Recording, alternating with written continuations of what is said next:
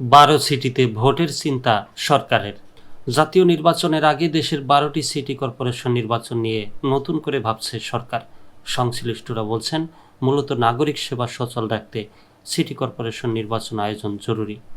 এই নির্বাচনের মাধ্যমে জাতীয় সংসদ নির্বাচনের আগে নির্বাচন কমিশনেরও একটি ট্রায়াল রানের সুযোগ তৈরি হবে বলে মনে করা হচ্ছে। শিগগির সরকারের তরফ থেকে সিটি কর্পোরেশন নির্বাচন আয়োজনের ঘোষণা আসতে পারে। তবে আগে জাতীয় সংসদ নির্বাচন নাকি স্থানীয় সরকার নির্বাচন, এ নিয়ে রাজনৈতিক ঐক্যমত হয়নি। বিএনপির মতো বড় দল আগে জাতীয় নির্বাচন চায়। জামায়াতে ইসলামী, জাতীয় নাগরিক পার্টি, ইসলামী আন্দোলন বাংলাদেশ, গণ অধিকার পরিষদ, এবি পার্টি সহ আরও কয়েকটি দল জাতীয় নির্বাচনের আগে স্থানীয় সরকার নির্বাচনের দাবি করে আসছে। রাজনৈতিক বিশ্লেষকরা বলছেন, রাজনৈতিক ঐক্যমত ছাড়া স্থানীয় সরকার নির্বাচন আয়োজন বর্তমান অন্তর্বর্তী সরকারের জন্য আরেকটা চ্যালেঞ্জ হয়ে যাবে।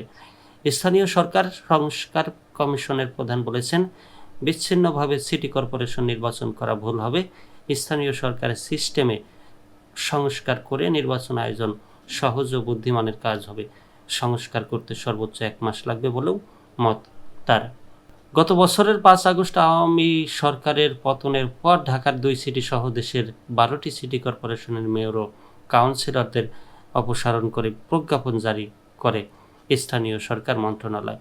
পরে সিটি কর্পোরেশন, জেলা পরিষদ, উপজেলা পরিষদ ও পৌরসভায় আওয়ামী লীগ সমর্থক মেয়র, চেয়ারম্যান, ভাইস চেয়ারম্যান, কাউন্সিলররা অনুপস্থিত থাকায় নাগরিক সেবা ব্যাহত হওয়ার প্রেক্ষাপটে আইন সংশোধন করে সরকার।